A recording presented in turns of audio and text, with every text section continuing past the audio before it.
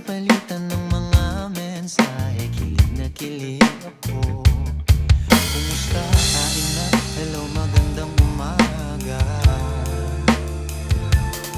Ingat ka, pahinga, huwag kang masyadong magpupuyat pa. Naramdaman ng puso na dahan-dahan akong nahuhulog sa'yo.